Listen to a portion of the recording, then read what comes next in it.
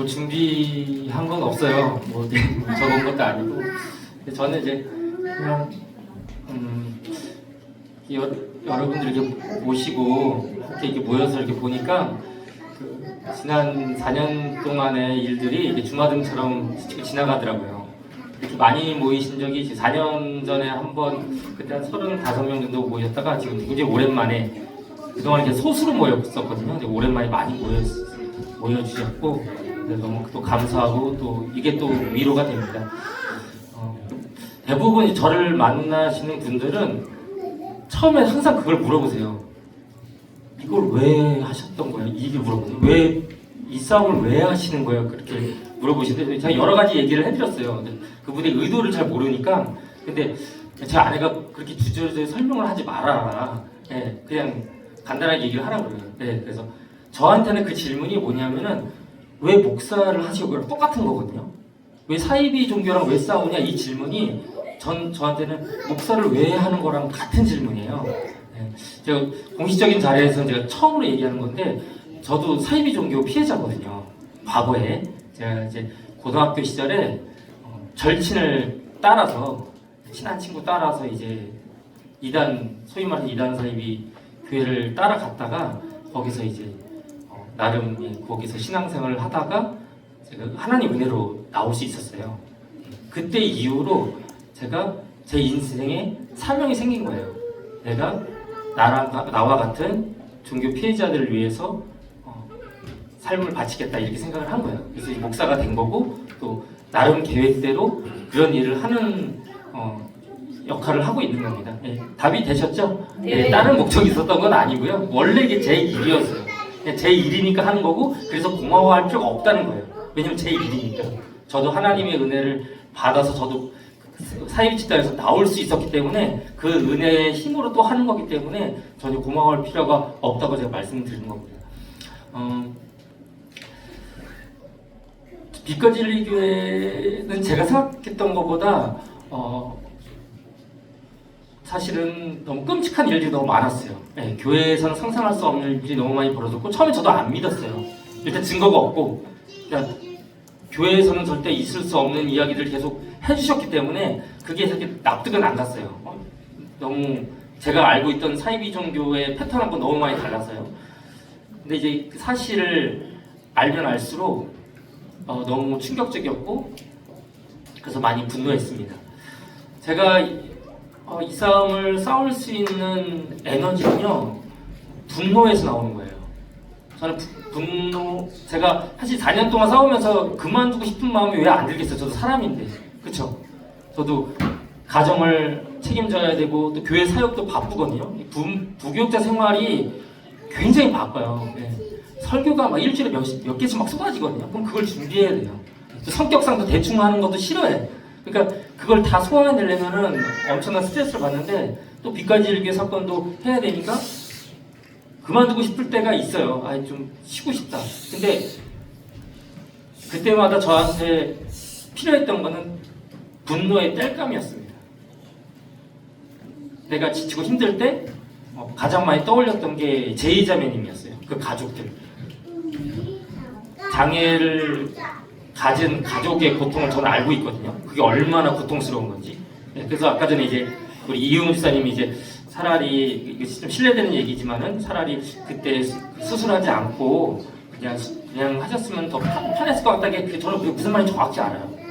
또 장애나 어떤 여러 가지 질병을 케어하시는 가족들 중에 누군가 한 명이 그런 환자가 있다는 건요 굉장히 고통스러운 일입니다. 그래서 그걸 알고 있기 때문에 너무 이해가 됐고 그거를 사실은 더 땔감으로 사용했고 그 밖에 또 다른 여러 피해자분들이 계시잖아요.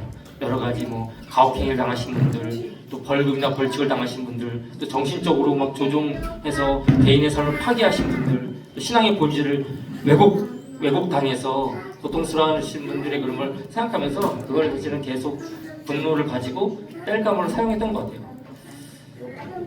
간혹 가다가 저한테 이런 얘기를 하시는 분이 있어요. 그러니까 제가 가끔 이렇게 자주는 아니지만 가끔 연락을 드리면 그만 연락하라고 하시는 분이 종종 있어요. 그만 연락하시고 자꾸 목사님하고 대화하면 자꾸 생각이 난다는 거예요.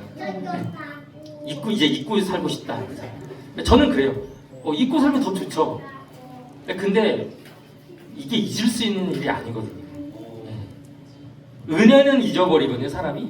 근데 상처는 잊을 수가 없어요. 이미 헤어졌기 때문에 상처는 잊을 수가 없거든요. 잊을 수 있으면 그거보다 정말 더 좋은 일은 없을 것 같아요. 저도 잊고 사셨으면 좋겠다고 말씀을 드리고 싶은데 절대 잊을 수가 없어요. 제 경험상 그리고 여러 가지 지금까지 본 패턴상.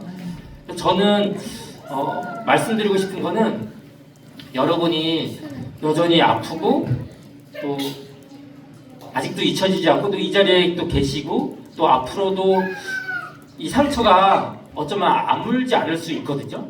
아물었으면 좋겠는데 아물지 않을 수 있는데 유일한 방법은 하나밖에 없어요. 그 상처를, 그 분노를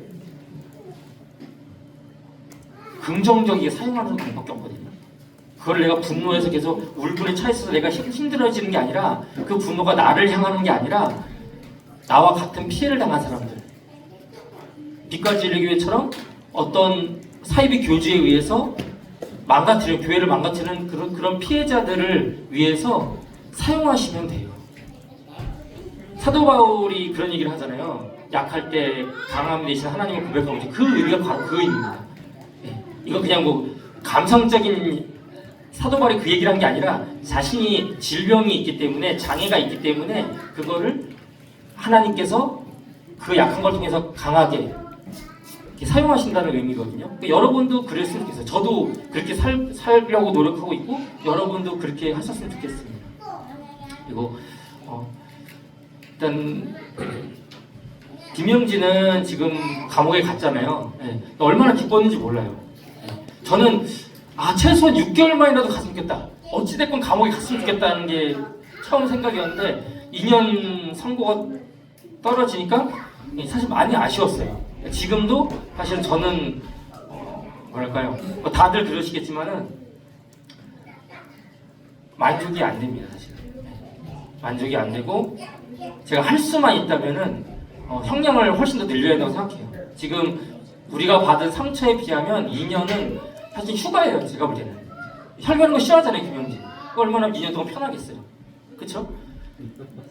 분명히 더 형량을 늘릴 수 있는 방법이 있고, 이거 무슨 머리를 짜내서 받는 방법이 아니라 죄가 많기 때문에 충분히 처벌할 수가 있습니다.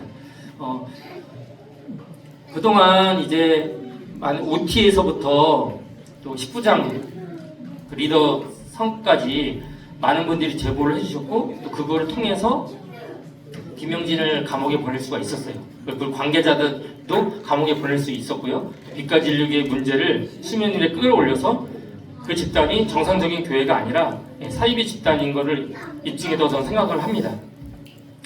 근데 아직 처벌되지 않은 사람들도 많고요. 2년도 너무 짧아요, 제 생각에는. 그럼 그거를 더 처벌하기 위해서 추가적인 사실은 고소가 필요하고 소송이 필요하거든요. 그래서 근데 사실 이 싸움이 제가 뭐 발이 넓어서 말발이 좋아서 제가 능력이 있어서 전혀 아니에요. 이게 다 두루두루 맞춰줘야 이게 싸움이 가능했던 거지. 저 혼자 블로그에서 SNS에 떠들어보자 뭐예요. 좋아요 기껏해야 2, 30개 눌려지는 사람이 무슨 능력이 있겠어요. 아무 능력이 없거든요. 근데 이것이 사실은 피해자 증인들도 필요하시고 또 도와주는 평화나무와 같은 언론기관, 또 그 기독교 시민단체도 필요하고요. 또 무엇보다도 지지해주시는 분들, 든든히 말없이 든든히 지지해주시는 여러분들이 진짜 필요한 거거든요. 그래서 아직 내부 교인이 약 1000명 정도 남아있대요. 저는 어찌됐건 그분들도 큰 맥락에서는 피해자예요. 제 눈에는. 물론 열받게 하시는 나한테 못되게 했던 분들도 많지만, 하지만 어찌됐건 제 눈에는, 우리 여러분들 눈에도 그분들은 김영진에 의한 피해자이기 때문에 그분들을 다 구출하기 위해서는 어찌됐건 지속적인 관심과 사실은 투쟁이 필요합니다. 여러분들이 좀 기도해 주시고 관심을 계속 가져주셨으면 좋겠고요.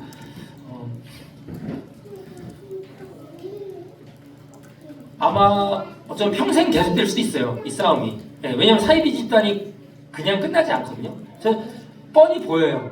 이 김영진이 감옥 갔다 와서 여러분도 예상하시겠지만 김영진이 감옥 갔다 와서 어떻게 할지가 뻔히 보이거든요. 빛깔 진료가 지금 당장 얼마 후에 어떻게 될지도 저는 대충 예측이 가능해요. 그래서 이 싸움은 사실 끝나는 게 아니에요.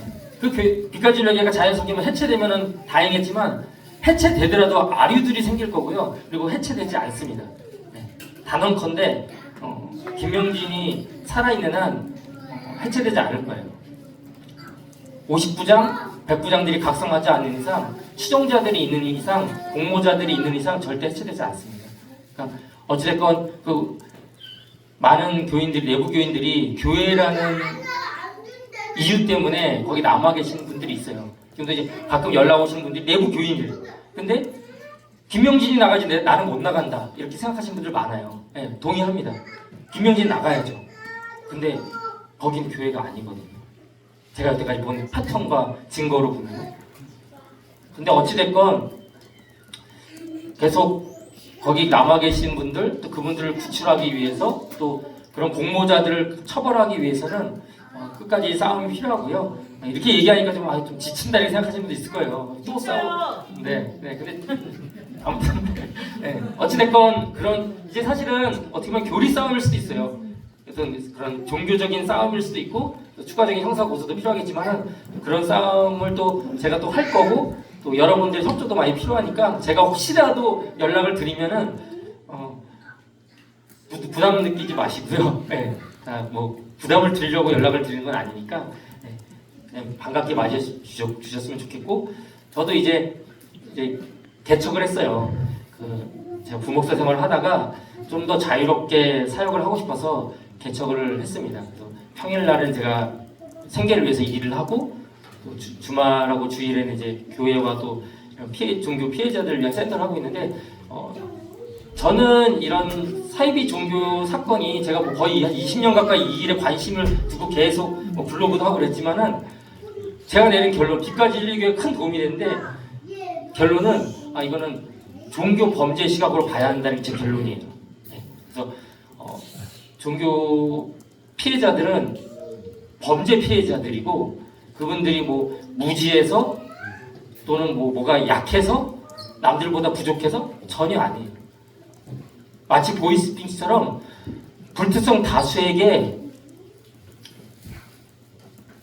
어떤 그게 범죄에 노출돼 있었고 그거를 사로잡힌 분들이 좀 더 가스라이팅 되고 더 사로잡힌 분들이 범죄 피해를 당한 거거든요. 그래서 종교 범죄의 그 시각으로 사실은 그 범죄자의 심리를 좀 파악하는 일을 제가 하려는 게 주 목적이에요. 일종의 프로파일링이에요. 그래서 사실 그렇게 증거를 찾아낸 거예요. 김영진의 그런 문제들도 인분을 먹였다고 했을 때 분명히 인분을 먹게 하기 위한 교리적인 세뇌 작업이 있을 거라고 봤어요. 그냥 인분을 먹일 수는 없으니까. 근데 그걸 다행히 그 성경 구절을 찾아내고 또 그 성경 구절과 관련된 설교를 찾아내고 이렇게 또 많은 분들이 협조하고 그 기억을 더듬어서 증거들 많이 모아주셨기 때문에 이 가혹행위의 최초 설계자가 김영진이구나를 법원에서 인정을 한 거예요. 그리고 그거를 관장 증거들도 이제 리더들을 통해서 증거들을 제출 통해서 이제 이번에 2심에서 밝혀졌고요. 그래서 여러분들의 이런 협조와 활동이 또 다른 피해자를 막을 수 있다는 점을 여러분이 꼭 기억해 주셨으면 좋겠고요. 또 아직 제가 이제 우리 4년 전에 빛과 진리교회 그 제보자들이라는 카페를 개설하면서 거기 이제 가족들이 빛과 진리교회 내부 교인으로서 아직 남아있던 분들이 꽤 많았어요. 그 당시에 회원 수가 한 100명 정도 있었는데 꽤 많았는데 거의 다 나왔어요. 지금 거의 다 나왔는데 지금 제 기억으로 2명만 안 나왔어요. 그 제보자들, 그 카페 회원 중에, 가족 중에 딱 2명 안 나왔거든요. 그분들이 저한테 사실 아픈 손가락이죠. 그분들이 좀 나왔으면 조금은 내가 짐을 덜어낼 수 있었을 텐데 그분들이 아직 안 나와서 그게 좀 많이 아쉽고 어쨌든 그 밖에도 많은 분들이 여전히 있으니까 좀 관심을 갖고 싸움을 계속 하자고 하는 이유가 그 내부 교인들 불쌍하잖아요. 인생 낭비하고 있잖아요. 그분들 구출하자는 의미고요. 그리고 또 잘못한 사람은 처벌하는 게 범죄 예방에는 첫 번째 범죄 예방을 하는 첫 번째 그 목적이 되는 거거든요. 여러분이 좀 협조해 주시고 언제든지 또 저한테 연락 주시면은 제가 같이 김영희 욕도 같이 해드리고, 네, 저는 말씀드리지만 저는 이미 빛깔질교회 피해 교인화돼 있어요.